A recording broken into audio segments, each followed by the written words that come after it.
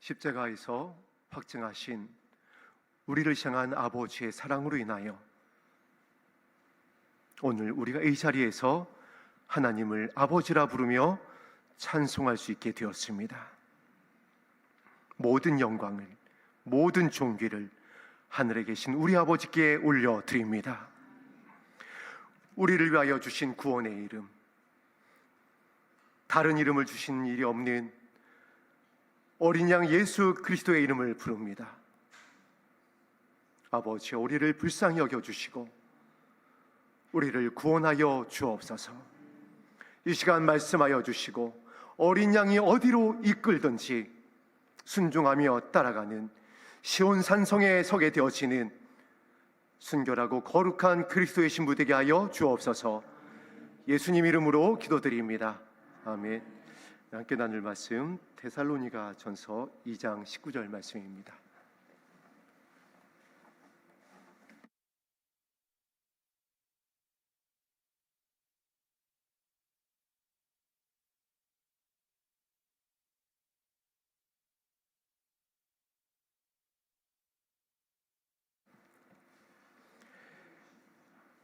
신약성경 330면입니다. 데살로니가 전서 2장 19절 한 절 말씀을 다 같이 한 목소리로 합독합니다. 시작. 우리의 소망이나 기쁨이나 사랑의 멸류관이 무엇이냐? 그가 강림하실 때 우리 주 예수 앞에 너희가 아니냐? 아멘. 오늘 이 본문 말씀을 가지고 우리의 소망, 우리의 기쁨이라는 제목으로 함께 말씀의 은혜를 나누겠습니다. 담임 목사님이 금식 10일째 되던 날 이제 무릎에 좀 무리가 오셨습니다. 그래서 지금 현재 이렇게 서 계실 수도 없는 그런 상황이셔서 급하게 이제 오늘 금요 기도회를 부탁을 하셨습니다. 우리 성도님들께서 좀 더 힘을 내서 중보하셔야 될 것 같습니다. 이제 한 3분의 1 지나오셨는데 아직 한 20일 남았습니다. 남은 기간 또 하나님께서 강한 손으로 덮어주셔서 통증도 잡아주시고 그리고 영혼을 향한 아버지의 뜻을 이루기 위하여 기도하는 그 목사님의 기도가 그대로 응답되어질 수 있도록 도와주시옵소서. 우리 성도님들의 간절한 중보를 다시 한번 부탁드리겠습니다. 수요일 날 이제 말씀을 마치고 기도하면서 이 자리에 앉는데 바로 다음 주에 말씀을 조명하여 주시는 겁니다. 이제 그런 경우가 가끔 있어요. 그러면은 이제 다음 주 수요일에 대한 말씀에 조명을 받았으니까 한 주가 굉장히 평안합니다. 이제 이 말씀을 이렇게 이제 묵상하고 준비하면 되겠구나. 주님 감사합니다. 하는 이제 그럴 때가 아주 가끔 있어요. 근데 이제 강단에 거의 설 때까지도 안 주실 때도 있습니다. 그러면은 굉장히 이제 그 고단한 한 주간이 되는 겁니다. 그런데 이제 그저께죠. 수요일 날 뭐 거의 앉음과 동시에 조명하여 주시는 겁니다. 할렐루야, 은혜를 감사합니다. 했었는데 이유가 있었습니다. 하나님께서는 이제 다 처음과 나중이 되시고 이제 아시니까는 미리 준비케 하신 것 같습니다. 또 우리 이 말씀을 통하여서 오늘 말씀의 제목대로 준비케 하시고자 하는 것이 있습니다. 그것이 무엇인지 오늘 우리 바울이 서신 중에서 가장 먼저 썼던 데살로니가 전서 2장 19절 말씀을 통해 함께 살펴보겠습니다. 구약 성경은 초림하실 예수님을 계시하면서 기록됐다라고 성경에서 전하고 있습니다. 모든 선지자의 글과 시편의 예언이 구약 성경이 초림하실 예수님을 향해서 기록되어졌다. 이렇게 전하고 있습니다.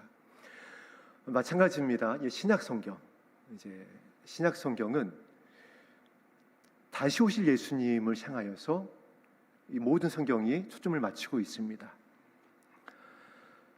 그것은 제 얘기가 아니라 성경이 그렇습니다. 가령 들어서 우리가 이제 중요한 어떤 브리핑을 해야 된다라든가 또 이제 중요한 위치에 있는 분들이 기자회견을 한다든가 그럴 때 보면 그 이제 내용 중에서 강조가 되어지는 것은 어떤 단어가 계속 반복됩니다. 그렇죠. 가령 들어서 대통령께서 이제 시정연설을 한다고 한다면 가장 많이 반복되는 것이 무엇이죠? 국민이라는 겁니다. 국민을 위해서. 그다음에 이제 경제가 어려울 때는 경제에 대한 것이 많이 반복이 됩니다. 나라 안보가 위태로울 때는 이제 안보에 대한 내용이 계속 반복이 될 수밖에 없습니다. 마찬가지로 신약 성경이 계속 반복하고 있는 내용이 있어요. 직접적으로는 한 150회 정도, 그다음에 간접적으로는 약 한 350회 정도 반복적으로 강조하고 있는 내용이 있습니다. 그렇게 강조하고 있는 게 없습니다. 사랑이란 단어도 그렇게 많이 안 나옵니다. 바로 오늘 본문에 나와 있습니다. 강림입니다. 주님의 다시 오심, 재림, 가장 많이 반복하고 있고 가장 많이 초점을 맞추고 있어요. 그럴 수밖에 없습니다. 신약 성경이 새하늘과 새 땅, 다시 오실 예수님을 기다리며 기록한 성령의 감동으로 제자들이 기록한 서신이기 때문에 강림이, 재림이, 들림이 반복될 수밖에 없는 겁니다. 오늘 데살로니가 전서, 바울의 반이 넘는 신약 성경의 반이 넘는 서신 중에 가장 첫 번째 먼저 기록한 이 데살로니가 전서에서도 역시 이것을 반복하고 있는데, 반복하는 정도가 아니라 아예 바울의 사역의 의미입니다. 목적이고, 나중에 이제 디모데에게 마지막 서신을 쓰면서 이렇게 기록합니다. 내가 달려갈 길을 다 달려왔다. 이제 내가 내 앞에 생명의 면류관이 예비되었음을 내가 바라보노라. 그 이유, 달려온 이유, 생명의 면류관을 바라보며 여기까지 그 강의 위협과 강도의 위협과 파선의 위협과 태장을 맞으면서 동족의 위협 가운데서도 포기하지 않고 여기까지 달려왔었던 이유가 오늘 본문에 이렇게 기록되어 있습니다.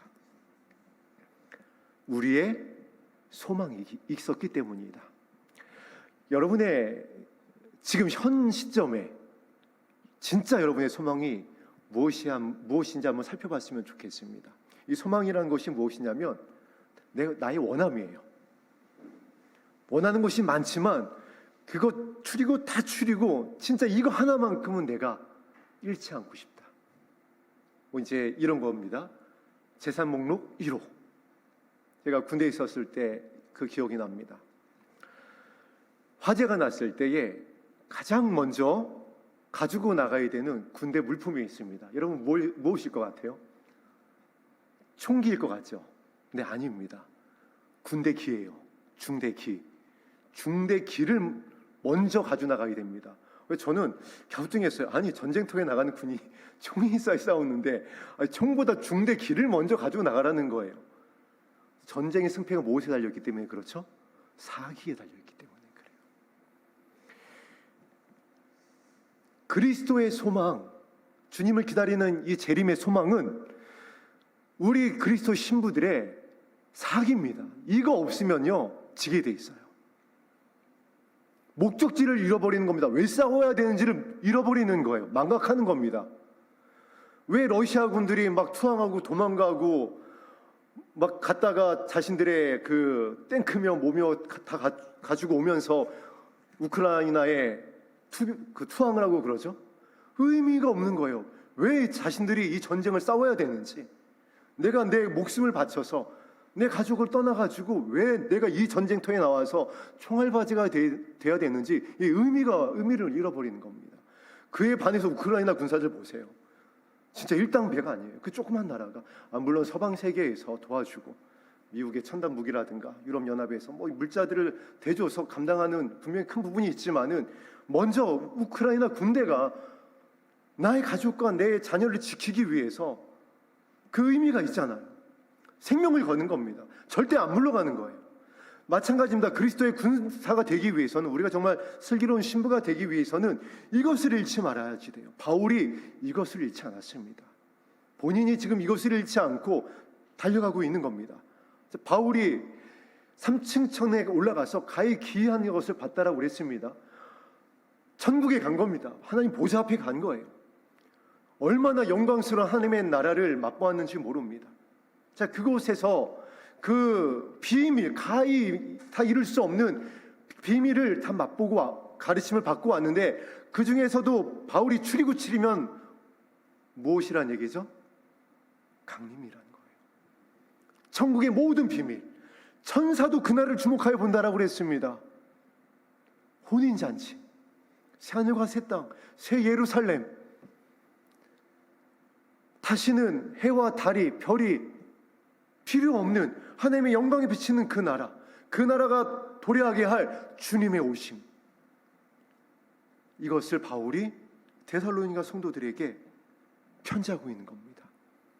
자신이 이걸 붙잡고 있었고 깃발과 같이 승리할 수 있는, 뒤로 물러가지 않고 끝까지 전진할 수 있는 목표고 의미이고 결론입니다. 그런데 이것을 우리가 잃어버렸어요. 저도 잃어버리고 살았습니다. 제가 정말 간절히 40일 새벽 기도를 갖다가 했었던 이유가 여러분 있었어요. 한 20년 전에 있었습니다. 20년 좀 더 됐네요. 어린이집을 하고 있었습니다. 어린이집이 좀 잘 되게 하여 주시옵소서. 애들이 한 15명 됐는데 20명 돼야 이 손익분기점이라고 하죠. 그걸 넘어서요. 20명 넘게 하여 주시옵소서. 이것을 위해서 40일 새벽 기도를 했습니다. 그런데 하나님이 좋으신 분이시잖아요. 응답해 주시더라고요. 40명, 20명이 됐습니다. 그리고 여러분 20명이 몇 명이 되는지 아세요? 나중에요. 막 120명이 됐습니다. 이것을 위해서 얼마나 열심히 기도했는지 몰라요. 정말 뜨겁게 기도했습니다. 새벽 기도를 거의 안 빠졌어요. 그런데 주의 오심, 성경이 목표하고 있는 이 마지막 결론에 대해서는 너무나 차가웠어요. 아니, 너무나 무지했습니다. 그럴 수밖에 없었어요. 한 번도 말씀을 통하여 들은 적이 없습니다. 신학교에서도,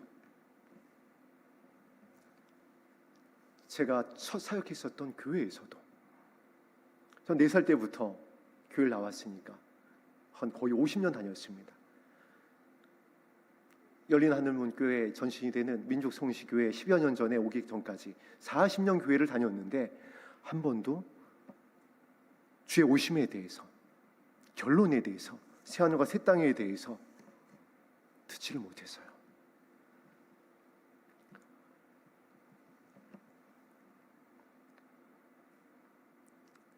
그 결과 어떻게 됐느냐? 결혼한 다음에 한 7년 정도 있은 다음에 기도원에 올라갔습니다. 금식 기도하러. 기도 제목이 뭔지 아세요, 여러분? 이혼하게 하여 주옵소서. 저요, 교회에서 진짜 인정받았습니다. 자랑이 아니라 이제 말씀의 소망과 기쁨을 위해서 뭐 누구 얘기가 아니라 제 얘기가 진짜 살아있었던 체험이니까 정말 인정받았습니다. 그런데 결론이, 제 신앙의 결론이 무엇이었냐면 이혼하게 하여 주시옵소서였어요. 도저히 저 여자랑 못 살겠습니다. 사업을 위해서 기도할 때보다 더 뜨겁게 기도했습니다. 눈물로 기도했습니다. 못 살겠습니다. 하나님께서 응답해 주셨습니다. 어떤 응답이었을까요? 침묵이셨습니다. 하나님 보실 때 기가 막히셨던 거죠. 그리고 이제 불쌍히 보셨던 겁니다. 네가 목적을 잃어버렸구나. 네가 결론을 놓쳤구나. 그리고 은혜를 주셔서 이 마지막 때를 열어주셨습니다. 그게 이제 2007년, 8년 되던 그 시점이었어요. 그리고 기도의 제목이 바뀌었습니다. 주님, 저 아내를 사랑하게 하여 주시옵소서. 저의 원은 이혼하는 거였는데 제 힘으로 안 되니까 저 아내를 사랑하게 하여 주시옵소서.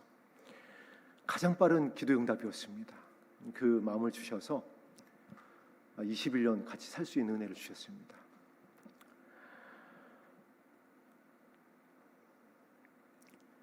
목적을 잊어버리고 결론을 잃어버리니까 모든 삶의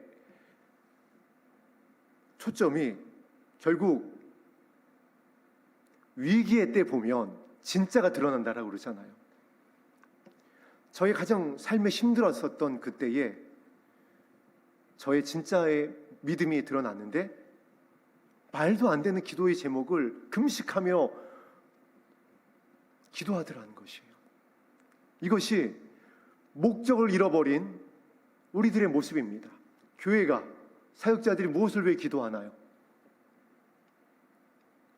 나의 교회를 크게 하여 주옵소서입니다. 영향력이 있게 하여 주옵소서. 건축하게 하여 주옵소서. 물론 하나님의 나라의 영광을 위해서입니다. 이제 포장은 그렇습니다. 이것을 통하여서 하나님의 영광을 나타내겠습니다. 지형을 넓혀가겠습니다. 자, 그런데 그게 진짜라고 한다면은, 여러분, 그 기도 제목이 정말 아버지께로부터 온 것이라고 한다면, 나무는 무엇을 보며 안다라고 그랬죠? 열매를 보며 압니다. 자, 그러면 그 사역 안에 사랑의 열매가 맺혀져야 됩니다. 은혜와 평강이 흘러야 됩니다. 그 목사님의 사역 안에, 그 교회에 속한 성도님들의 그 가정 안에 그 은혜가 흘러가야 됩니다. 제가 지금도 너무 놀라서 기억하고 있어요. 첫 사역지에 나가서 정말 열심으로 막 사역을 하고 있었습니다. 뒤축에서 막 연기가 나도록 뛰어다니고 있었습니다. 왜냐하면 신학교 졸업한 지 10년 만에 나간 사역지였기 때문에 정말 너무 기쁨으로 사역을 하고 있었습니다. 어느 날 이제 주일날 막 이렇게 차를 타면서 오는 성도님들을 바라보면서 너무 감격에 겨워서 있는데 갑자기 하나님께서 마음을 주시는 거예요. 저 가정의 가장의 얼굴을 보아라, 또 그러시는 거예요. 교회 장로님이셨습니다. 교회 장로님이셨고 굉장히 중요한 교회의 사역의 파트를 담당하고 있는 그 가족이셨어요.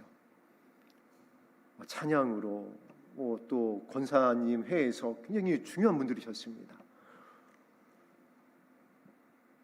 그 아드님은 우리나라 최고의 학부를 나온 아드님이었었고, 그래서 이렇게 왜 그렇게 말씀하시나고 쳐다보는데 그 안에서 무엇이 보이시냐 하면서 보게 하시는 겁니다. 근데 뭘 거두어 주시는 것 같은 거예요. 그리고 딱 보는데 뭔가 보이더라고요. 뭐가 보였냐면 진짜 모습이 보이는 겁니다. 그때는 그냥 막 할렐루야 겉으로 웃는 모습이 보이고 그랬는데 진짜 모습이 보이는데 어둠이었고 흑암이었어요. 제가 깜짝 놀랐습니다. 이게 왜 그런가요? 했더니 저 가정 안에 사랑이 없다 말씀하시는 거예요. 더 놀란 겁니다. 아니, 항상 저렇게 웃는 가정이고 교회 와서 저렇게 중요한 사역을 감당하면서 담임 목사님의 인정을 받고 있는 저 장로님과 권사님과 저 아드님과 따님의 가정에 사랑이 없다니. 다시 봐라 하는데 보게 하시니까 진짜 보이더라고요. 사랑이 없는 겁니다. 그 다음에 이제 무엇을 보게 하셨을까요? 저를 보게 하신 겁니다. 네 안에도 지금 사랑이 없다. 저도 깜짝 놀랐습니다. 아니, 이제 주의 오심을 이제 막 깨달았습니다. 그때 당시에. 그래서 저는 기뻐하는 것 같고 막 너무 감사하고 자유한 것 같고 그래서 힘있게 복음을 전하고 있고 고등부 전도사였으니까 고등부 친구들을 막 깨우고 있고 새벽 기도에 전도사님들이 순번을 정하여서 가고 있었지만은 제가 일부러 아니 제가 할게요. 저 전도사님 피곤하실 텐데 새벽에 나오지 마시고요. 제가 하겠습니다 하고 일부러 새벽 기도 가서 설교하고 그래서 사찰 집사님이 아니 왜 새벽 기도는 전도사님만 하세요 할 정도로다가 막 그렇게 막 기쁨으로 사역을 저는 아버지의 마음으로 하고 있다라고 생각을 했는데 네 안에 사랑이 없다라고 하는 거예요. 깜짝 놀라서 살펴봤습니다. 하나님이 없다 하면 없는 거죠. 왜 없나 봤더니 바울이 가지고 있었던 이 소망과 기쁨, 생명의 면류관까지는 맞았어요. 여기까지는 이제 방향은 맞았습니다. 그런데 이제 내용 안으로 들어가는 겁니다. 바울은 예수님을 다메섹 도상에서 만나기 전에 직전의 모습을 성경이 이렇게 전하고 있습니다. 살기가 등등했다.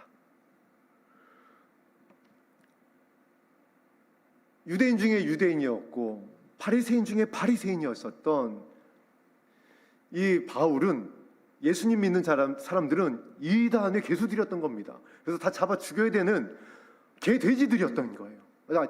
동족인데 더군다나 예수님을 믿어, 이건 더 나쁜 놈들인 거예요. 그래서 실제 이 일을 위하여서 이 파견을 받은 겁니다. 그 권한을 받아가지고 그냥 힘을 꽉 주고 그냥 우두둑우두둑 하면서 다 죽었어 하면서 살기가 등등해서 가는 중에 예수님을 만났는데 그 전의 모습이 살기가 등등했다.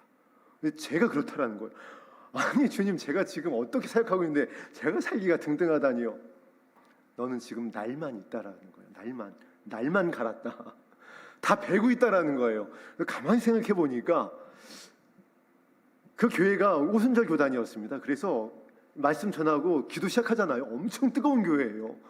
근데 이상하게 가만히 생각해 보니까 제가 새벽 기도회 때 말씀 전하고 나면 성도님들이 기도를 못 하는 겁니다. 이상하다. 저는 은혜 받으셨나? 그랬는데 그게 아니라 날에 배웠던 거예요. 이제 막 전도사가 돼가지고 주의 오심을 깨달았다고, 강림을 알았다라고 그래가지고 그렇게 믿어서 들림 받겠냐 그거예요. 말 그대로 그렇게 기도해가지고 또 그걸 잘 모르고 계시는 거예요. 그 교회 대부분이 모르는 겁니다. 그런 교회에서 다 오셨죠, 우리 성도님들. 자, 이제 그런 거 얘기하면은 이상한 이제 시선 받고 그렇잖아요. 저도 사실 그랬습니다. 담임 목사님한테 이렇게 불려 들어가서 경고 받고 그랬습니다. 그러지 말라고. 그랬던 교회에서 막 이제 그런 식으로다가 어떤 식이었냐면 이제 말도 율법적인 설교를 한 겁니다. 그렇게 기도해서 그렇게 깨닫지 못해가지고 구원 받겠느냐 이제 막 이런 설교를 한 거예요. 그러니까 성도님들이 상처를 받은 겁니다. 이것을 나중에 이렇게 가르쳐 주셨습니다. 산에서 제가 나무를 벌목을 하던 때가 있었습니다. 생각해보면 하나님께서 별일을 다 시키셨어요. 영하 13도 되던 날이었는데 아니 세상에 막 10년 묵은 똥도 푸게 하시고요.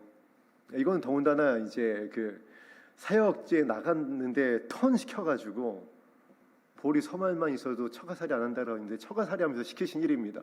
제가 진짜 그때 원망 많이 했습니다. 왜 이러시는 건가요 하고요. 근데 어쨌든 그때 중요한 이제 깨달음을 주셨어요. 나무를 벌목을 전기톱 가지고 막 베고 있는데 분노에 톱질을 하고 있는데 갑자기 날이 팍 하고 나가는 겁니다. 그래서 이건 또 뭐야 하고 그냥 또 짜증이 그냥 확 나가지고 철물점에 가서 또 체인을 갈아가지고 왔는데 얼마 돌리자마자 또 팍 나가는 거예요. 나 정말 화나가지고 또 집어 던질 뻔했습니다. 왁 하면서 세 번째 이제 두 번째 그 톱을 들고 갔어요. 톱을 들고 갔더니 그 철물점 사장님이 이렇게 보시더니 기름이 다 됐네요 그러시는 겁니다. 예? 아니 톱에 오일이 다 떨어졌으니까 이게 톱이 끊어지고 안 되죠. 이게 오일이 묻어 나와야 이게 돌아가죠. 전 처음이니까 몰랐던 거예요. 거기 오일이 들어간다는 거를. 자동차 정비 자격증은 있는데 이 벌목 자격증은 없어가지고 몰랐습니다. 그래서 이게 톱에 기름이 묻어 나오면서 윤활 작용과 함께 냉각 작용을 하면서 나무가 싹 부드럽게 베이는 작용을 한다는 겁니다. 근데 그게 없으니까 안 된다는 거예요. 그래서 괜히 기름 없는 거였는데 혼자 열받아가지고 그랬던 겁니다. 그래서 기름을 넣어서 이제 벌목 작업을 했더니 진짜 처음보다 언제 그랬냐는 듯이 싹싹 잘 나가는 겁니다. 그때 성령님께서 알려주시는 거예요. 그때 너에게 왜 날이 있다라고 했는지, 날만 서 있다라고 했는지 알겠느냐. 성령의 기름 부으심이 없으면, 아버지의 마음이 없으면 모든 것이 죄가 될 수 있다. 제가 성도님들 잡고 있었던 거예요. 고등부 학생들 다 잡고 있었던 겁니다. 만약에 그대로 사역했으면 어떻게 됐겠어요? 정말 난 너 모르는데 그런 자야 되지 않았겠어요? 주의 오심을 전한다고 해서 소망이 있고 기쁨이 있고 강림을 깨달았고 방향을 잡고 있다고 해서 등만 있다고 해서 안 된다라는 거잖아요. 기름이 있어야 되는 거예요. 아버지의 마음. 바울이 이 마음을 가지고 살기가 등등했었는데 아라비아 강야로 왜 보냈겠어요? 하나님께서. 그 날에 기름칠 하신 겁니다. 나중에 보시면 알겠지만 여러분, 바울이 물론 은혜 받고 나중에는 마음이 참 많이 부드러워졌어요. 그런데 그 세상에 바나바하고 박터지게 싸워가지고 나중에 사역이 분리가 되잖아요. 마태 막 내쫓고, 그 성경에서 나와 있습니다. 그 좀 세게 싸웠다라고 나와 있죠. 성경에서 그 정도면은 어마무시하게 싸운 거예요. 바울이 자신의 가지고 있는 논리, 지식 가지고 아주 바나바 잡았던 겁니다. 그러니까 바나바가 도저히 함께 갈 수가 없었던 거예요. 그게 바울의 모습이었습니다. 3층천까지도 다녀왔었던 바울에게 요한계시록을 쓰게 하지 않고, 누구보다도 어마무시한 그 지식을 가지고 있었던 바울이 썼으면 얼마나 더 멋있게 하나님의 그 계시를 묘사해가면서 멋들어지게 쓸 수 있었을 거 아니에요. 그런데 바울에게 쓰게 하지 않고 사랑의 사도 요한에게 쓰게 하신 것은 다 이유가 있다는 겁니다. 그렇다고 해서 바울이 사랑이 없는 것이 아니라 하나님에게 주셨던 그 마음이 그만큼 중요하다는 것이에요. 더군다나 요한에게는 누구를 맡기죠? 예수님께서 예수님의 어머니를 맡기잖아요. 누구에게 어머니를 맡기겠어요? 돈 많은 제자에게가 아니라, 지식 많은 제자에게가 아니라, 뼈대 있는 가문의 제자에게가 아니라 그 어머니를 끝까지 감당해 줄 수 있는 사랑의 사도에게 맡긴 겁니다. 바울이 이 마음을 가지고 이 서신을 쓴 겁니다. 왜냐하면 데살로니가 전서 후서에 기록되어져 있는 이 데살로니가 성도님들이 누구보다도 주의 오심에 대해서 우리 성도님들처럼 기쁘게 그날을 기다리고 있었어요. 근데 부작용이 있었던 겁니다. 너무 거기에 집중한 나머지, 지금 우리랑 비슷해요. 너무 정보에 집중하고, 또 어떤 금전적인 거래에 있어서 어차피 주님 오실 건데 하고 금전적인 거래에 있어서 흐리고, 막 대출 땡겨가지고 막 이거 이제 주님 오시면 끝이니까는 막 이런 겁니다. 그 다음에 삶을 돌아보지 않고 어차피 주님 오실 건데 막 이런 겁니다. 잘 생각해 보세요, 여러분. 예수님이 오실 때의 세 가지의 모습을 세 장소에 나타내 주셨습니다. 예수님께서 하나는 어디죠? 잠자리입니다. 잘 때, 쉴 때 오신다라고 그랬습니다. 하나 올라가고 하나 남는다. 하나는 한 사람 또 누구죠? 일터입니다. 일터에서 열심히 반일하고 있을 때에 우리 김용국 집사님이 삼천농장에서 열심히 감자 돌보고 막 그러실 때에 김용국 집사님 올라가고 원영수 집사님 남고, 그게 아니라 두 분 같이 올라가실 좀 있습니다.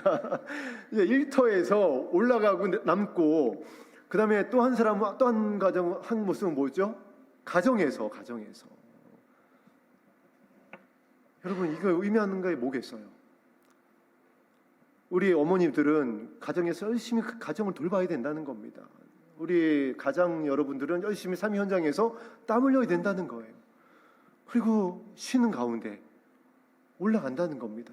이것이 성경의 묘사입니다. 그런데 이 데살로니가 성도님들이 이제 그러지 않는 겁니다. 어차피 주님 오실 건데 뭐 직장 생활에서 뭐해? 아니 금방 오신다면서 하면서 이제 이런 모습이었던 거예요. 그래서 아니. 그게 아니라 주님이 오시는 건 맞는데 그렇게 기다리는 게 아니야 하고 기록한 것이 데살로니가 전후서예요. 그래도 데살로니가 성도들은 그 안에 사랑이 많았어요. 우리 열린 하느님교회 성도님들처럼 서로 사랑하고 가정에 돌아가서 자녀들을 위하여서 울고 이런 귀한 모습들이 있었습니다. 그래서 바울이 이것에 대해서 굉장히 기뻐하고 감사하게 이 데살로니가 전서 서두에 기록하고 있습니다. 그런데 그 부족했었던 그 모습, 그것이 너희한테 없구나 하면서 기록한 것이 이 데살로니가 전후서입니다. 바울이 이것을 쓴 이유 역시 이렇게 기록합니다. 우리의 소망이나 우리의 기쁨이 무엇이냐? 우리 데살로니가 성도들에게, 우리 열리는 하늘문교회, 또 인터넷으로 예배드리는 우리 산마교회 성도님들에게 전하는 겁니다. 우리의 소망, 우리의 기쁨, 여러분 무엇인가요? 이 땅의 것이 아니잖아요. 그렇죠? 다시 오실 주님입니다. 할렐루야. 그 소망이나 기쁨, 그리고 이것이 진짜였을 때 우리에게 예비된 것이 생명의 면류관이다. 결론에서 시작한 하나님의 나라를 바라보며 우리가 여기까지 가는 것입니다. 이것을 바울이 분명히 하고 있습니다. 그가 강림하실 때에 이렇게 19절을 마무리합니다. 우리 주 예수 앞에 너희가 아니냐. 예수님 앞에 여러분 누가 서나요? 자, 이 19절 말씀에 보니까 바울이 이거 완전히 이렇게 이제 선포하고 결론을 맺은 겁니다. 나와 함께 주님 앞에 서야 될 거 아니야? 그러면 그 기준이 있을 거 아니에요? 주님 앞에 누가 설 수 있게 됐느냐? 신약 성경이 다시 오실 예수님에 대한 말씀이니까 그 주님의 길을 어떻게 예비해야 되는지, 그 예비되는 자들이 이 누구인지 이것을 또 기록해 놨을 거 아니에요. 예수님이 말씀하셨던 것처럼, 자, 우리가 등은 들고 있습니다. 나머지 하나가 무엇이라고요? 기름이에요. 그 기름이 아버지의 마음이라는 거예요. 아버지의 사랑이라는 거예요. 이게 없으면은 배는 겁니다. 차가워져요. 상처받습니다. 그런데 아버지의 마음이, 아버지의 사랑이 묻어나잖아요. 그러면 듣는 자가 마음이 부드러워집니다. 반응이 달라져요. 똑같은 말인데, 아니 똑같은 전기 날이었는데 기름이 묻어나왔을 때는 배이다가 기름이 떨어지니까는 연기만 나고 열만 받고 힘만 들다가 결국 끊어지고 나무가 베어지지가 않는 거예요. 내가 어제 제 둘째 아들 성찬이하고 진지한 대화를 나눴습니다. 참 오랜만에 이 얘기를 나눴어요. 제가 아이들 초등학생 때 또 잡았었습니다. 저 정말 나쁜 아빠였어요. 막 인터넷 유튜브에 막 지옥 영상 보여주면서 너 이렇게 돼, 막 게임하면 막 이렇게 하고 막. 그래서 저희 아이들은 PC방 가면 지옥 가는 줄 알았습니다. 너희들 들림받지 못하면 남겨지면 어떻게 되는 줄 알아? 그 환란의 때 말이야, 막 이런 일이 있을 거야 하면서 애들 막 겁주고. 그래서 애들이, 특히 둘째가 굉장히 그 예수님의 다시 오심에 대해서 아주 싫어합니다. 제가 이제 그래서 이제 얘가 고등학교 한 2학년 때인가 3학년 때쯤에 아빠 진지하게 저한테 부탁을 하더라고요. 제가 제 스스로 하나님을 찾기 전까지 다시는 제 앞에서 하나님 얘기 꺼내지 마세요 하고 교회를 떠났습니다. 이게 누구 잘못이에요? 제가 배버렸잖아요. 얘가 떨어져 나간 겁니다. 끊어져 버린 거예요. 어떻게 해야 되죠? 이때는? 여러분 어떻게 하시나요? 이런 상황이었을 때. 저 담임 목사님 찾아갔습니다. 담임 목사님이, 제가 이렇게 돼서 이 아이가 이렇게 됐는데 어떻게 해야 될까요? 참 담임 목사님이 깊은 한숨을 내시더라고요. 이 아이를 18년 동안 목사님이 지금 그렇게 키우신 겁니다. 그럼 앞으로 18년 동안 이 아이를 기다리실 줄 알아셔야 됩니다. 그런 마음으로 기다려줘야 됩니다. 인정해주고 격려해주고 사랑해주고 모든 표를 공급해 주시기를 18년 동안 하래요. 18년 동안 그렇게 아이를 잡았으니까 18년의 대가를 치르라신 말씀입니다. 4년 지났습니다. 이제 교회 4년 지났어요. 정말 4년 동안 아무 소리 안 했습니다. 정말 아무 말 안 했어요. 그리고 이제 어제 처음 얘기를 꺼낸 겁니다. 왜냐하면 때가 급하잖아요. 이게 가만히 있을 수는 없더라고요. 그래서 야, 너 왜 교회 안 나와 요즘에? 이사도 왔는데 왜 교회 안 나오는 거야? 하고 이제 물어봤습니다. 근데 예전 같았으면 얘가 바로 화를 냈겠죠. 근데 그 얘기 하지 말랬는데 왜 그 얘기 하냐고. 얘가 실제 저를 떠나면서 진짜 화냈거든요. 한 1년 있다가 슬쩍 건드려 봤었는데 엄청 화내더라고요. 근데 어제는 막 만면에 웃음을 띄우면서 그러는 거예요. 아빠 조금만 더 기다려봐요. 내가 하나님 앞에 나가서 믿기 시작하면 진짜 제대로 믿을 거예요. 저는 대충 안 믿을 거예요. 내가 어렸을 때 내가 하나님을 정말 많이 찾았었는데 안 만나 주시더라고요. 그래서 제가 상처를 좀 받았어요. 근데 아빠, 내가 하나님을 부인할 수가 없는데 좀만 기다려보라고. 하나님 앞에 나가면 내가 제대로 믿을 테니까 좀만 기다려보라고. 할렐루야. 4년의 기다림이 열매입니다. 만약에 그렇지 않고 또 기름 없이 날만 가지고 유튜브에 또 영상 보여주고, 야 이런 계시가 있어, 별자리가 어떻대, 지금 달빛이 어떻게 된대, 지금 뭐 세계 경제가 어쩌고 뭐 백신이 어쩌고 이랬으면 어떻게 됐을까요? 잃어버리는 겁니다. 기름이 없으니까. 그래서 바울이 데살로니가 전서 성도님들에게 이 마음으로다가, 이 사랑의 마음으로다 이 서신을 쓰는 겁니다. 성령의 감동으로. 첫 서신을 교회를 향하여 쓰는데 주의 오심에 대해서 주 예수 앞에 너희가 아니냐, 주 예수 앞에 서야 될 너희들은 이 마음이어야 된다. 그래서 뭐 재정 물질적으로다가 가정에서 경제 활동을 등한히 한다든가, 아내로서의 역할을 등한히 한다든가, 가장으로서의 역할을 게으리 한다든가, 그러면 남겨진 거다, 이 말씀이에요. 그래서 20절에 이렇게 기록합니다. 너희는 우리의 영광이요 기쁨이니라. 그 아버지의 선하신 마음, 예수님의 온유와 겸손의 기름 부으심이 우리 안에 있게 되어지면 주 앞에 서게 되어지고 영광이 되고 기쁨이 될 것입니다. 할렐루야. 우리 그리고 한 군데 더 살펴보고 말씀에 의지하여 기도하는 시간을 갖겠습니다. 디모데 전서 6장 13절에서 14절입니다.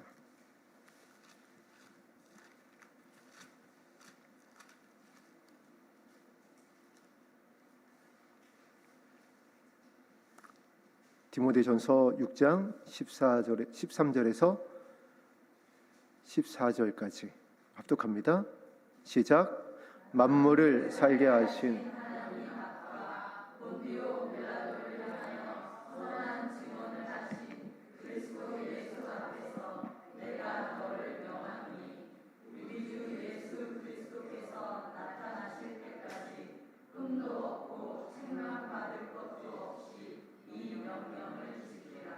아멘.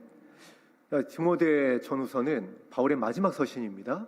바울이 사역을 다 한 다음에 이제 순교하기 전에 아들과 같은 사역자 디모데가 자신의 뒤를 이어서 본인이 이제 순교할 걸 알았으니까요, 이제 사역을 해야지 되는 디모데에게 쓴 서신이 디모데 전후서고, 그래서 우리는 이것을 목회 서신이라고 부르고 있습니다.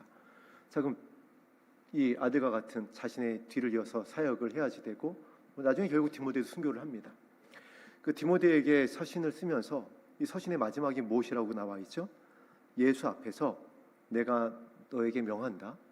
아주 단호한 겁니다. 우리 주 예수 그리스도께서 나타나실 때까지. 이 무슨 표현이죠? 강림하실 때까지입니다. 그냥 뭐 우리가 천국 갈 때 뭐 그런 의미가 아닙니다. 바울 서신을 읽어보시면 우리가 바울이 쓰는 나타남이 무엇인지를 명확히 바울은 일관적으로다가 서신을 통하여 표현하고 있습니다. 주의 오심입니다. 약속의 날, 그리스도께서 나타나실 때까지. 자, 보세요. 흠도 없고 책망받을 것도 없이 이 명령을 지키라. 이 서신을 쓴 이유, 네가 목회해야 되는 이유, 내가 지금까지 목회한 이유, 나타날 때까지, 주님 앞에 설 때까지, 그 앞에 서기 위하여서, 그 기쁨과 영광이 되기 위하여서 내가 지금 이 서신을 너에게 전하는 거니까 이것을 기억해라. 명령한다. 할렐루야. 그 명령의 또 주제가 무엇이었을까요?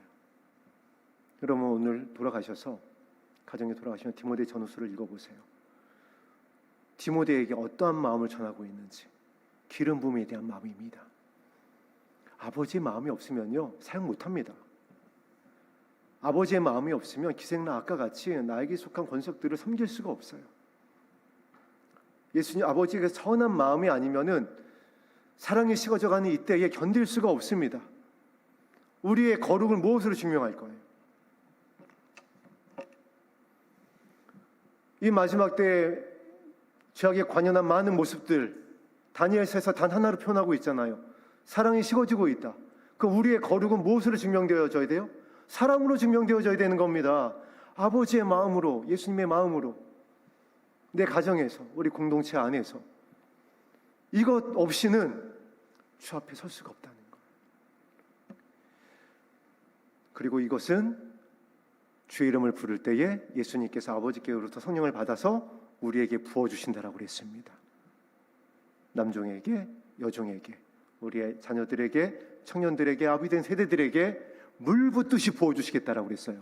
왜 그럴까요? 한량없이 부어주신다라고 그랬어요. 무엇 때문에요? 이 사랑이 없으면 견딜 수가 없잖아요. 이 시대에. 얼마나 불안해요. 저도 어제 불안해가지고 여러분 발전기 사러 다니고 막 휘발유 지금 300리터 갖다 채워놓고 환경을 보니까 불안해가지고 가만히 있지 못하겠는 거예요. 믿음이 없어서가 아니라 여러분 준비한 겁니다. 지금 그런 세대예요. 그런 세대입니다. 아버지의 사랑이 없으면 견딜 수가 없는 때를 지나고 있습니다. 아버지의 마음이 없으면은 제가 제 집안의 막내를 갖다가 감당을 못합니다. 그 롤이라고 하는 게임 아세요, 여러분?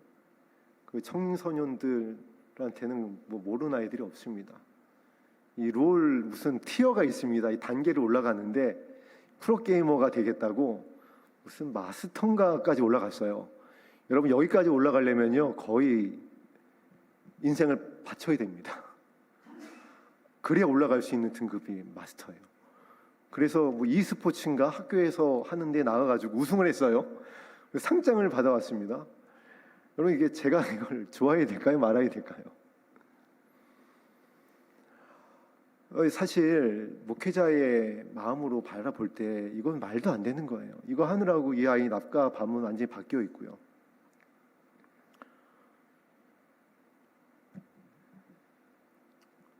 감당이 안 되는 겁니다. 그런데 아버지의 마음을 부어지니까 믿어지는 거예요. 감당이 되는 겁니다. 그래서 왜 그렇죠? 저 아이를 하나님께서 나보다 더 사랑하십니다. 반드시 살리실 것이다. 아브라함이 그때 뭐 SNS가 있었나요? 뭐 드론이 있었나요? 무슨 뭐 핸드폰이 있었나요?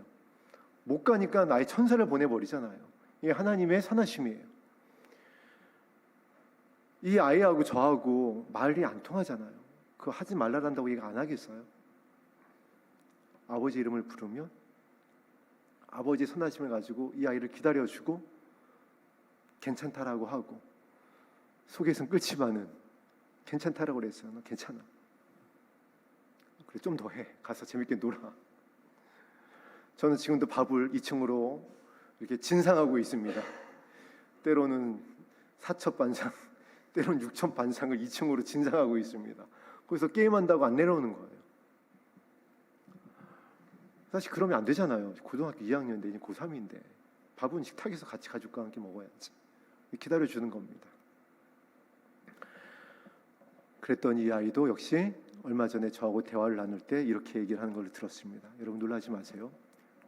비록 이 자리에 나와서 예배하지 않고 제가 제 기준으로 봤을 때 좀 옛날에 이제 생각했었던 목회자 집안의 아이처럼 막 악기도 다뤄가면서 막 중등부에서 막 찬양도 하고 역시 막 목사님의 아들이 하는 이건 아니더라도요. 이 아이가 왜 여기 와야지 되는지 그리고 지금이 어느 때인지 이제 곧 어떤 일이 일어날 건지에 대해서 모두 다 마음에 받아들이고 그래도 아빠 저 인터넷으로 예배 드리고 있어요. 저 깜짝 놀랐습니다. 저 인터넷으로 예배 드리고 있어요. 그리고 가끔 머리맡에 그 빨간 책이 가 있고요. 성경책이 펼쳐져 있고요. 잠언 말씀을 저한테 물어보고 중요한 순간에는 아빠 저를 위해서 기도해 주세요라고 하고 이것이 믿음인 줄로 믿습니다. 이것이 거룩이에요. 이것이 사랑이에요. 너 목회자 아들인데 그래도 그럼 되겠어. 교회는 나와야지. 이건 사랑이 아닙니다. 애 베는 거예요.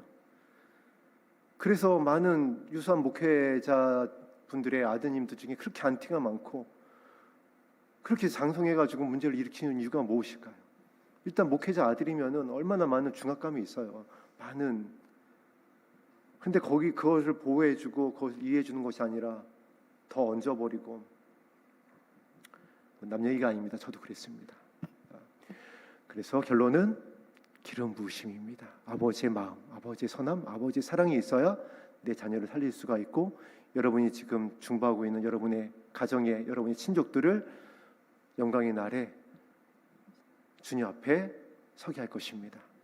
바울이 디모데에게 한 명령은 곧 그리스도 신부되기 원하는 저와 여러분에게 한 명령입니다. 하나님의 말씀은 살아있고 운동력이 있습니다. 이 말씀을 오늘 우리가 의지하여 기도하면 우리 안에 실제가 될 것입니다. 성령께서 자정하여 주셔서 이 말씀이 우리 안에서 역사하게 하시고 사랑이 넉넉히 이긴다라고 그랬습니다. 허다한 죄를 덮는다고 그랬습니다. 나의 죄, 우리 가정, 우리 공동체의 죄를 덮고 승리하게 하는 영광을 우리에게 부어주실 것입니다. 오늘 우리 들었었던 찬송가 240장 들으신 후에 기도하겠습니다.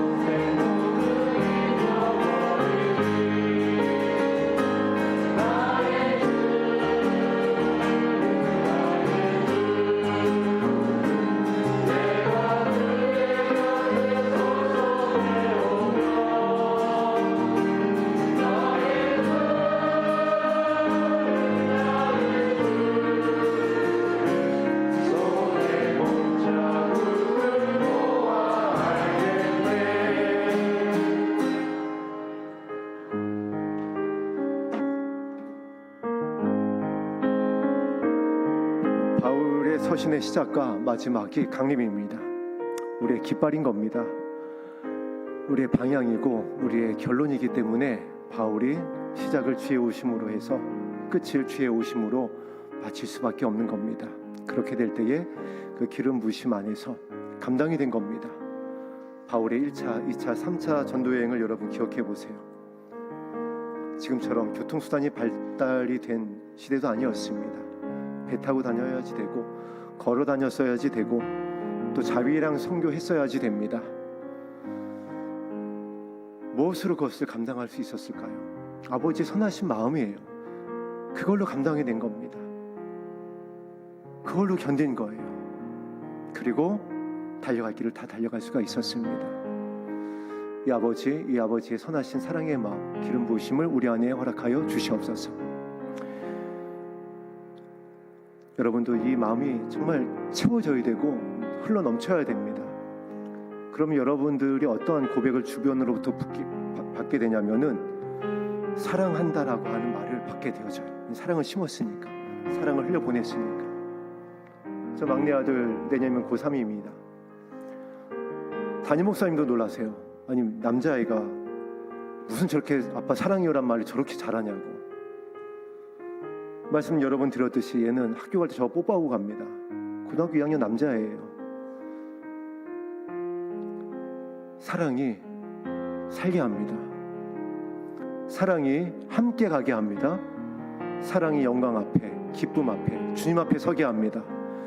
여러분이 기도하고 있는, 중보하고 있는 여러분의 모든 친족과 이웃, 우리가 함께 이렇게 하나님의 나라를 향해 가고 있는 우리의 모든 공동체, 우리 산마교회 성도님들, 그리고 우리 산마교회 성도님들이 또한 중보하고 있는 여러분들의 이웃이 여러분에게 부어지는 그 기름 부으심으로 인해서, 하나님의 선하심으로 인해서 모두가 다 주 앞에 서게 되기를 주의 이름으로 축복합니다. 이 은혜를 소망하며 함께 기도하겠습니다.